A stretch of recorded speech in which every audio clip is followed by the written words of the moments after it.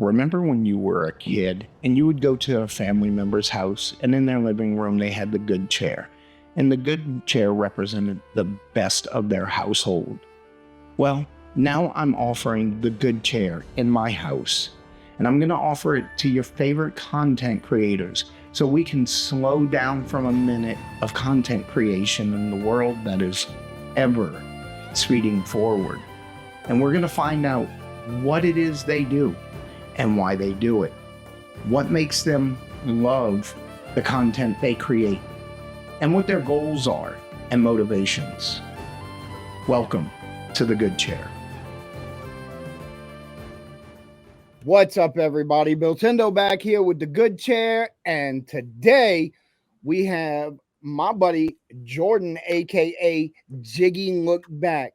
And a small disclaimer here: it was easy for me to get Jordan because we do a podcast together every week, which is That's right, the official N64 Players and Collectors podcast, where we review one at a time every single Nintendo 64 game from release date, so they're in chronological order. And that's been a fun little project to work on. Oh, it's been so much fun going through it. I'm just gonna say, like, once we got to the first rare game, I had a lot to say, Right? And I think the views reflect that. Yeah. Well, here's also the thing with you, and maybe we can get into this right away.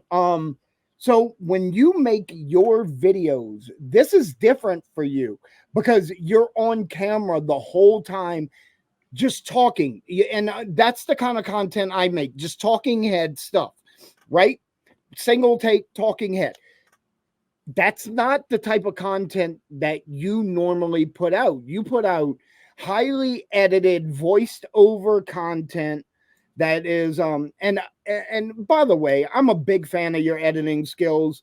When when Craig and I were putting together the podcast, your editing skills and voiceover work was a huge factor in bringing you in, because Well, I appreciate that. we both discussed your work, and we are not 100,000 subscriber YouTubers, but at the same time, you got to recognize talent when you see it, and you have the talent of a 1 million subscriber YouTuber. I really appreciate that because I actually just recently got a comment. It was like mind blowing to me, because like starting this YouTube channel. I should just talk about how I started this YouTube channel. Well, that's generally That's what my we should first do. question is, Oh man, so let me I've seen the show. yeah, you just told me that you watch all of them, which I'm super thankful for, and hopefully you're gonna be the first episode to break 110 views. So Let's do it. let's do it. 111. So, question one, Jordan, how did you get into content creation, and how long ago was that?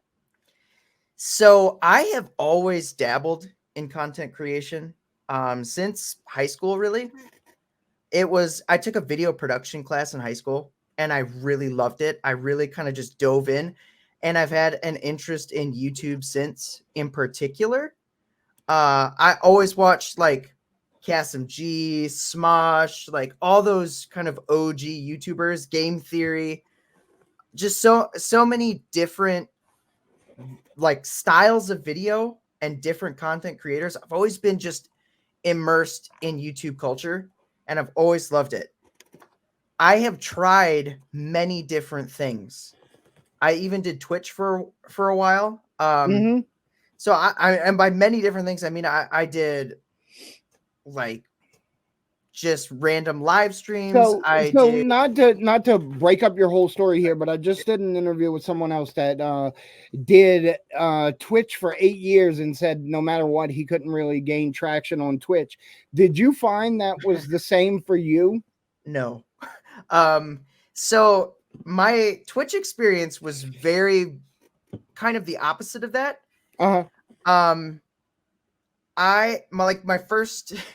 My first ever stream, maybe definitely one of my first 3 streams before I really knew what the heck I was doing. I got raided by Dawko, if you know who that is. No. He's a popular Five Nights at Freddy's streamer, and I was playing Five Nights at Freddy's, and my whole niche was I called myself the Studley Gamer at the time. And so my whole thing was like, I play these horror games, but I'm just, I'm a giant wuss. I'm scared of it. Right. So, and so I react to things, He rated me, and so stream 3, stream 2, I don't know, whatever it is. I had like 800 people in my stream. So break it down for me, because I've never, this is a little bit embarrassing. I've never streamed on Twitch. I don't even have a Twitch account. I've never watched a full Twitch stream. I watch streams elsewhere. What is a raid? Please. A raid is essentially at the end. You can really do it anytime in your stream, but it's usually at the end. At least I think you can do it anytime. At the end, basically, you set up a raid, and it will auto take your viewers that are in your stream and send them to a channel that you choose. Okay. So you could go on any Twitch. You could find a random Twitch account, which I think is what he did. He just went and he said, who's playing Five Nights at Freddy's? And he found me. Oh, this guy looks funny. And he clicked me and sent all of his followers to me on his live stream. So when he ended, they all popped into my stream, and a lot of them stayed. And did you gain a lot of subscribers from that? I gained pretty much all I had. I had like 300 followers after that. I became an affiliate like super quick. Wow. Which takes a while. And so I was super into it. Yeah. So it was a huge stroke of luck that happened. Yeah. I was super into it. And I was like, but I was so new to it. I was like, what's a raid? Like, exactly. I was like, what's a raid? Who's Dawko? I was like, I have no idea, but thank you, I guess. And then my one friend that just happened to be in the stream, he's like, whoa, 500 people watching already. I'm like, what? So, but at the time, I wasn't affiliated, so I made no money. I made nothing off of that. Right. That was like the peak, and it was right at the beginning. Okay. And so I had been chasing that ever since. And I had it's like being a child star, man. Yeah, man. You peaked at 8 years old. Exactly. Man, I had a consistent, like probably like 20 to 40 viewers every stream for a while, which is pretty good. That's solid. I was making some money on it, but the problem I had with Twitch, besides I created this whole like Studley Gamer persona, and I found myself pulling away from the horror genre just because I really enjoyed it. Like, it was fun. It was really funny to me to watch things like that. Like, I was kind of inspired by like Markiplier. Okay. If you've ever watched him. Yeah. So that's kind of what I wanted to do. But I was pulling away because, long story short, my Nintendo 64 rare obsessive, like, this is what I want to do. Those were the games I wanted to talk about. So I started transitioning. I'm like, oh, well, maybe I can play Banjo-Kazooie. That's kind of creepy, right? There's a witch in that. And then it was like, my audience was like, okay. Okay. It wasn't that audience. It was the audience that wanted me to play Five Nights at Freddy's, that wanted me to play these horror games. And, and some of them have stuck around. Some of them are still in my Discord. Some of them were younger at the time and now have like reached out to me, and they're like, hey, like, you were awesome. You really made a difference. You inspired me to do content creation because you said something encouraging to me on stream that, I don't even necessarily remember, but it's cool that I still have a little bit of that connection there between what I used to do, but that rareness came out. And then I started thinking, man, I don't want to stop. But this needs to change. And another thing that needed to change was live streaming. Way harder, in my opinion. So, yeah, I've had similar discussions. People that haven't tried live streaming, it's an endurance trial. It really is, because not only are you trying to be entertaining the entire time, but you are also trying to competently play a game the entire time. Yeah. And honestly, for me, the biggest thing was keeping that consistent schedule. Yeah. Because I knew that was a big part of it. So I did that. So I was like, every Fridays, 7 o'clock every Monday, 7 o'clock. And I did different things like each day, Right. but it was just so mentally exhausting, and you'd be tired one day. You'd be like, man, I really don't want to do this, but if I don't do it, I'm going to lose it, and that's kind of the mentality you have when you're doing live streaming as your main thing. And as much as I enjoyed it when it was, peak, there were a couple other Daco moments, if you will, where I Right. had, a decent amount of viewers and a decent amount of people coming in and even, sending me money and sending me like subscriptions and things like that to other people. And it was great, but it didn't feel right. It just never felt quite, this is it, Right. So basically, you had a conflict, if I'm reading this correctly, a little bit of imposter syndrome, which we all the people I know tend to get it because we don't have overinflated egos, but you get a little bit of imposter syndrome, like I don't deserve the people that are sending me money and stuff like that. But at the same time, you also had a crisis with an artistic vision, whereas I'm creating this, but I want to create that. This is what my heart wants to create. Yes. And it wasn't even that I had it locked in. I just didn't quite know what that was. But you knew you had a different direction. I knew I had a different direction. I just knew that this wasn't quite it. I was like, I got close sometimes. And I would play like Luigi's Mansion or something, and I'd be like, yeah, this feels more right. I remember I did like a Halloween special where I played Luigi's Mansion, and people could redeem a punishment for me to eat spicy chips. They were like ghost pepper chips. I ended up eating like 2 bags of spicy ghost pepper chips, which hit me really hard in the morning. But I was like, oh yeah, I'm sure. Never again. I once did a live stream where, for every $20 tip, I would take a shot of Jaeger. And oh no. And look, I'm not a drinker. All my friends know this. I rarely drink. I've drank 2 entire beers. If you put all the sips of beer I put together in my entire life, I've drank 2 entire beers. But when I do drink a little, I'll take a half a shot of Jaeger because I really like the taste, but I don't want to get a buzz. But I did that stream, and dude, I had to cut the stream off, and I felt like I was going to have to crawl up the stairs to my bedroom. I thought I was going to die. Oh no. I see it could have gone a couple ways, especially with you being, like a game seller and stuff. Like, I'll ship you something right now. Yep. I saw a guy once that was, he just got totally hammered in his stream, and he started handing out Steam game keys. He's like, yeah, man, I can get these keys all the time. And he just started handing out. I got like 3 from the guy. I'm like, dude, it's okay. You don't have to keep giving me stuff, but it did keep me around, I guess. So how long ago did you transition from Twitch to YouTube? So I transitioned from Twitch to YouTube in 2022.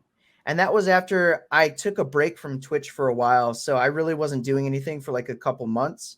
Okay. The thing that really sparked me, and finally I feel really cleared up my vision of what I wanted to do. There's a YouTuber called Press A. Okay, this is very specific. And he was crapping on Donkey Kong 64.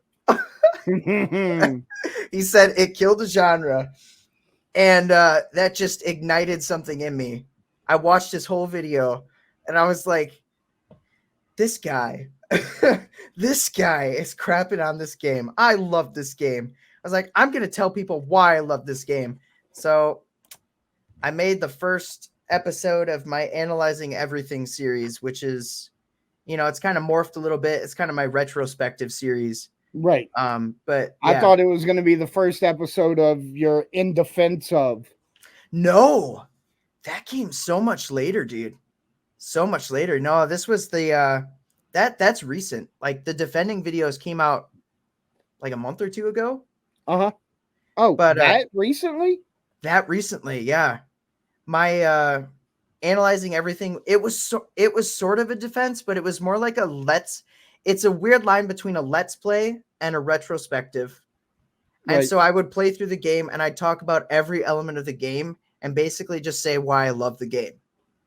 And so I did it in episodic format, and then I would eventually stitch them all together in one big video. And now I just make one longer video.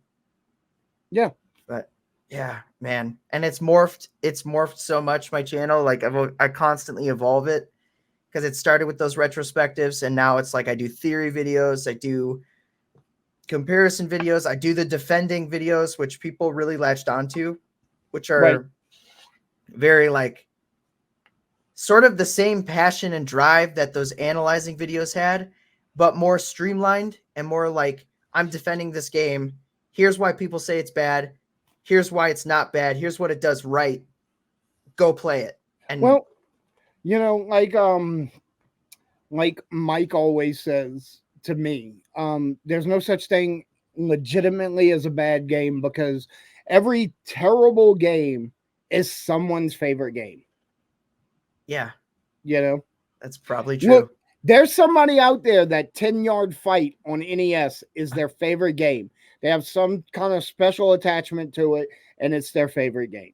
You know, I gotta tell you, I have such an open mind with games. I will Right. never say something's bad until I've played it and been like, ugh. But even then, I'm generally pretty positive, and I'm like, I can find something good out of this. I will say I finally got to play E.T.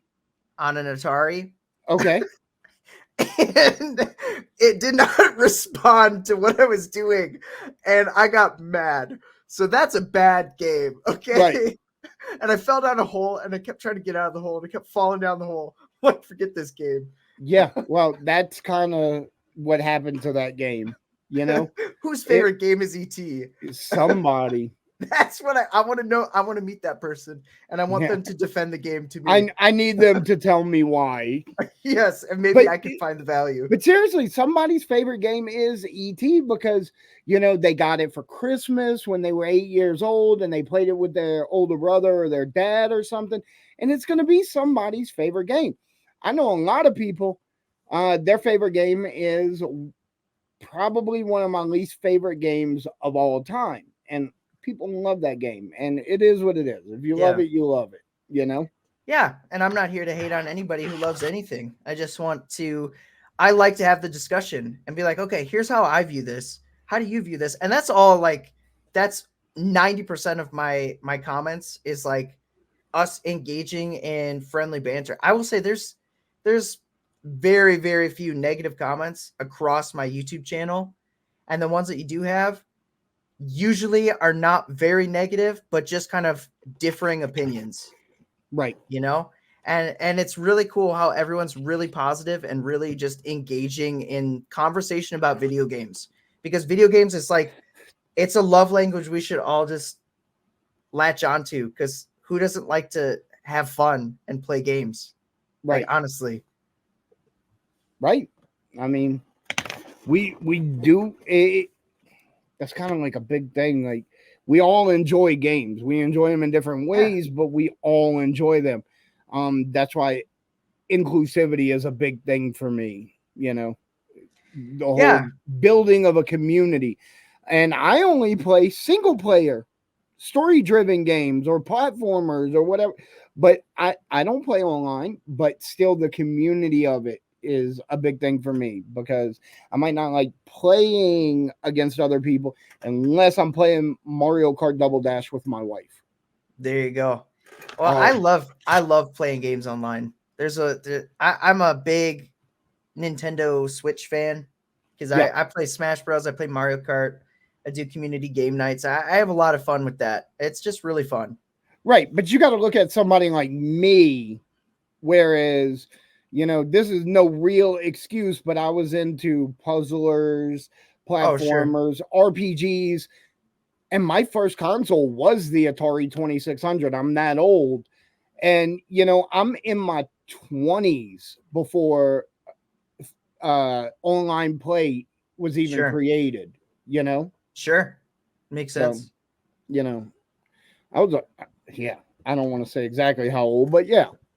I definitely appreciate when I grew up, just because I had the exposure to, I'm an early 90s baby. So I had the exposure to Super Nintendo, Sega Genesis, but then I really grew up with the N64 and the GameCube and the Xbox and all those, like that generation. So by the time I was a teenager in my 20s, we had Xbox. I think we were on Xbox One and PS4 and all those. So like online kind of hit that peak in that 360 PS4 era. It's kind of a time to be alive. I feel like I don't know. It's just not the same anymore. No, but how do you feel about the Switch? Do you feel like it's bringing it back to a simpler time of actual fun gameplay, but mixed with some online play? Yeah, I love it. I'm having a lot of fun with the Switch. I'm excited to see where Nintendo goes with it, because honestly, the whole Switch Online infrastructure with the Super Nintendo N64 expansion pack, all that, being able to play it with the controller I grew up on, or a variant of the controller I grew up on, and not only that, having online play to games that I grew up on, I'll be like, suck it. I'll kick your butt in Star Fox 64. Like, let's go. I have many years of experience in this game. Not that the multiplayer in that game is particularly good, but you just made me laugh holding up that controller, because it reminded me when we were recording the podcast last week for the group. Every one of us had an N64 controller within arm's reach. Yeah, right. I actually took that Pikachu controller off of my desk today. It's right there. I could lean over and grab it, but I'm not gonna. So Jordan, let's get back on track a little bit. So, where would you like to see your content creation go? Do you have goals in mind, or are you still just kind of following a passion that you don't know exactly what it is defined as far as your content? Well, yes and no. I definitely want to keep doing what I'm doing. See, the problem for me is never creativity, it's time. Mm-hmm. And I always have a billion ideas about, oh, I could do that. Oh, I could do that. Oh, I could do that. But to kind of go back to how things have changed, because a live stream, I would prep, pre-made graphics or things like that I could just swap over, like start the stream, graphics sitting there, swap over. Oh, it's me on camera. It's live recording. I don't have to worry about editing, right? It's all just me regurgitating. If I say something stupid's there. But with the way I do YouTube, I do the voiceover, I do scripted things. I write out scripts. Mm-hmm. And then I record those scripts and I edit, and I just cut everything so much. I mean, it's hours of editing. It's splicing different things. Oh, I didn't like how I said that. I'm cutting that out. I'm moving this here, and for the most part, it works pretty well. Sometimes I feel like I need to redo something, and sometimes I feel like I need to redo something and I don't redo it, and then I regret it, but it is what it is. Oh, there's a... Sorry, hang on one sec. Okay.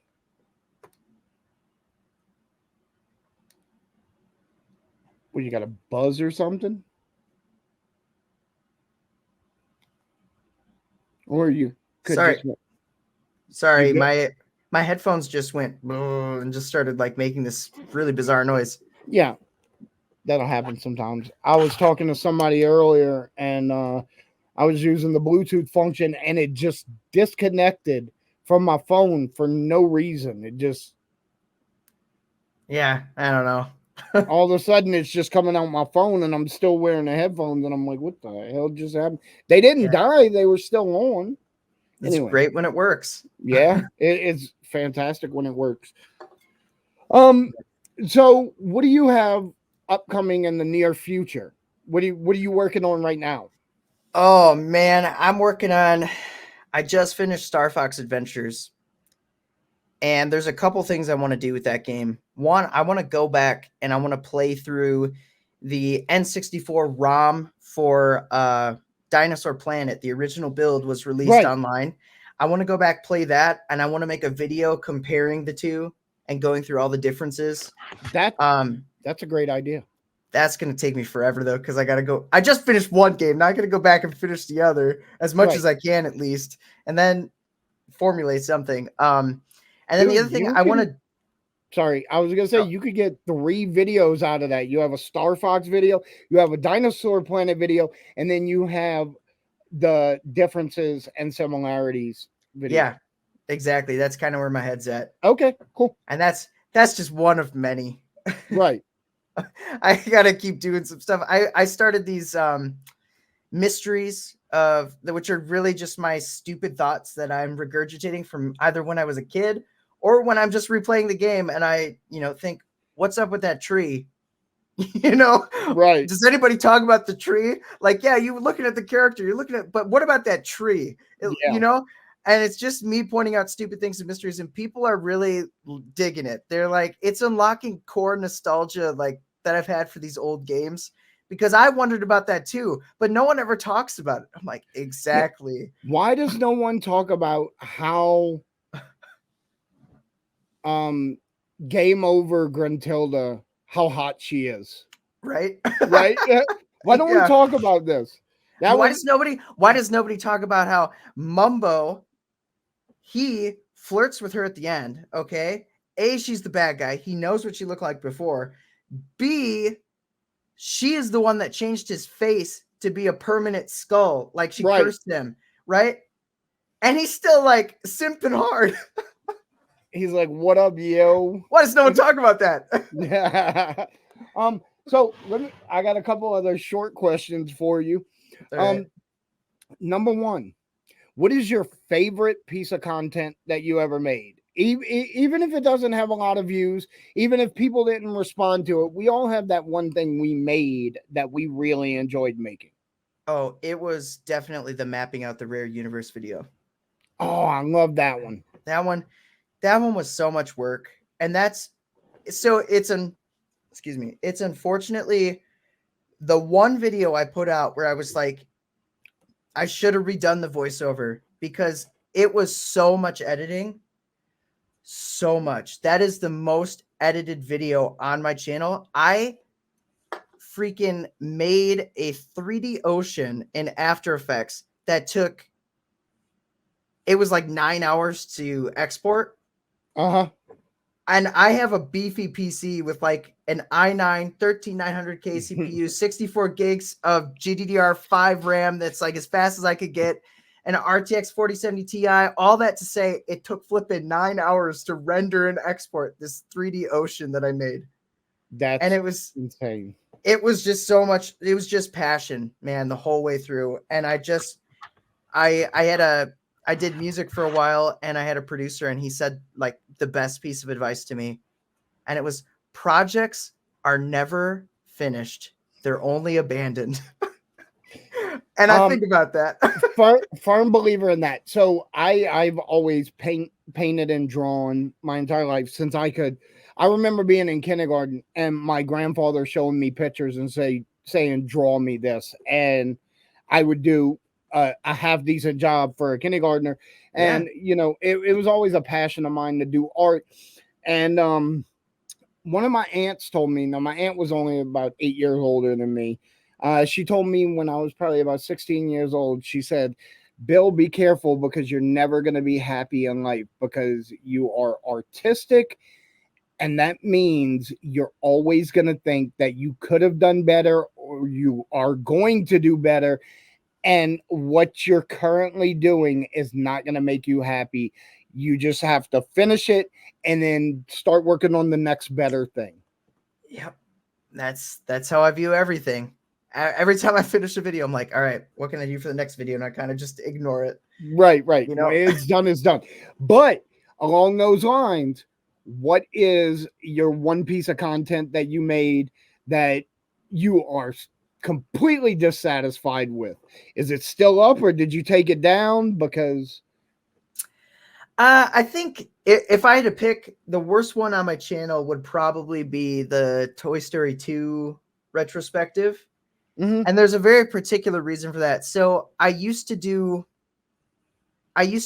like episodic. I would do parts. And it's just, I found on YouTube, that's not the way to go. That's Right. not the way to do things. Everybody kind of does it. You got to kind of learn, hey, people don't want to go and look for the parts on your channel, right? So they want one big video. So I took it and I stitched it all together, and it didn't flow as well as the others. Right. Whereas like I did the same thing with Donkey Kong and Banjo-Tooie, and they feel pretty seamless. Right. But Toy Story felt very like this was one part. Disjointed. This was, yeah. And then I also, to top it all off, I added a brief clip of "You Got a Friend in Me," like an instrumental track at the beginning, just to say that this was originally parts, and I stitched it together to like as a disclaimer. And that like 10-second, 8-second thing got flagged for copyright. So I knew it. I can't As soon as you monetize that said, video. I knew it. As soon as you said it, why don't you just edit the sound out right there? I don't want to do it. You can go in YouTube. Oh, I guess I could in YouTube Studio. Yeah. I just never really cared. I just like, And that's a throwaway one. Every time I look at it, I'm disgusted. Yeah, I one of my live shows, actually 2 of them in a row, got hit with copyright because Joel and I would put up a video and I can talk say about it. But it shouldn't be copyrighted in that instance because that's fair use. We're actually reviewing the footage. Right. But it doesn't matter. We got copyrighted for it. Yeah. I can honestly say with every video I've put out, which there's quite a few at this point, I've never had a copyright anything. And this wasn't even a copyright strike or anything. Right. It's not a strike. It's just a copyright warning, and you can't monetize that video because of it. Correct. Yep. And I will say, if I just like piggybacked off that a little bit, some other content. So I would make tons of shorts. I don't really make a lot of shorts anymore. I still want to post some occasionally, but it's just a totally different format, like YouTube Shorts and TikTok, same boat. Yeah. And I just find it not satisfying to make. It doesn't really fulfilling for you. No, it's not fulfilling at all, and it doesn't really pay off. And this is coming from someone. I have a YouTube short that's like, it's over 200,000 views. Like I had like high level YouTube shorts and consistently was getting like 5 to 10,000 every short, for a long time. And it never paid off. It would translate to kind of what I'd call empty subscribers. Yes.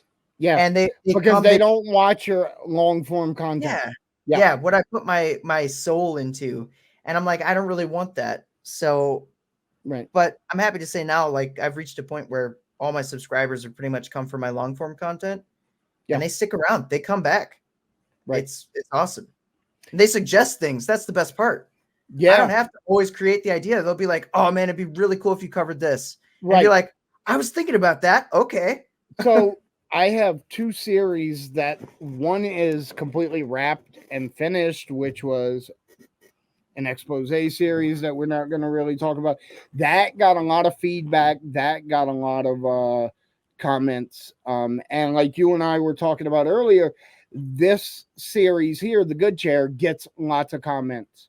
And all positive, and I love that, Yeah, it's awesome. It's a great series. It's a great feeling, but thank you. I love it. Thanks for having me on. You're welcome. So, Jordan, I have one more question for you, bro. Okay, I think I know what it is. Yeah. What's your Waffle House order? So I have a very interesting perspective on that because I'm from Wisconsin.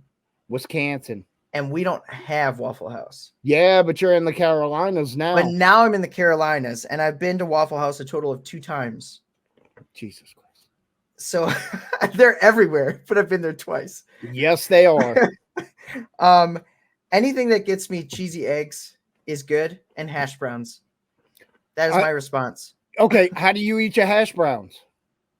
Got to put onions and cheese on it. So you smothered and diced. Smothered. Yes, absolutely. Smothered and diced, baby. That's the way to go. Yeah. It's just flavor. Yeah. Tomatoes and onion myself. Oh, yeah. I wouldn't do tomatoes, but no, I'm not opposed. It's nice. Try it one time, man. Okay, I'll try it. All right. Also, order the grits with cheese.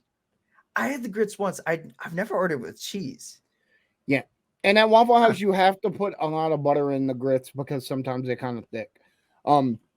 As for a couple packs of butter. And I will point out that my family, because I live in New York for the last 10 years, so I went home recently to the New Orleans area, and I went to go visit my mom, and my family made fun of me, not because I brought a food budget with me, because the only thing I did there was spend time with my mom and eat like crazy. Po' boys every day, you know, sausage biscuits, and I'm talking about andouille link sausage on biscuits and Waffle House. And 2 different times my family made fun of me. They're like, why are you buying grits? Because you don't buy grits. You cook grits at home. You know, nobody makes grits as good as you make grits, you know? Yeah, yeah. So, like, my family's like, why are you buying grits? And I'm like, because I'm in the South, I can buy grits. You don't understand. It's not a thing anywhere else. Yeah. It's not. I No. didn't have grits until I came down south. Oh, I love Period. grits, man. Why you living in the Carolinas, man? You got to go get you some shrimp and grits. Shrimp and grits. Got it. It's on my list. It's one of my favorite meals, man. It's not a breakfast thing. It's a dinner. Yeah. Yeah. No. Yeah. It sounds savory. It's amazing. It's amazing because it's like barbecue shrimp on grits. Oh yeah. And New Okay. Orleans barbecue shrimp are not what you're thinking, like Carolina barbecue. It's a certain type of sauce, and there's 100 ways to make it, but it goes really good with grits. Okay. I make Sounds it myself, and when I do, I make my grits. This is the secret to a good shrimp and grit. You ready for it? I'm ready. I'm so ready. I take the shells from the shrimp and make a shrimp stock. Okay. And then I put celery and lemons and seasoning and the shrimp shells, and I boil that up, and then I strain it all, and I take that shrimp stock, and that's what I make my grits in instead of plain tap water. That'll do it. That'll do it. Ooh. Lots of flavor there, I bet. You got it. All right, Jordan, we're gonna get out of here. Where can people find you? YouTube. Jiggy Look Back, all one word. Look me up. You'll find me. All right. Thank you, everybody. And Jordan, thank you again for coming on. Thanks for having me. It was awesome.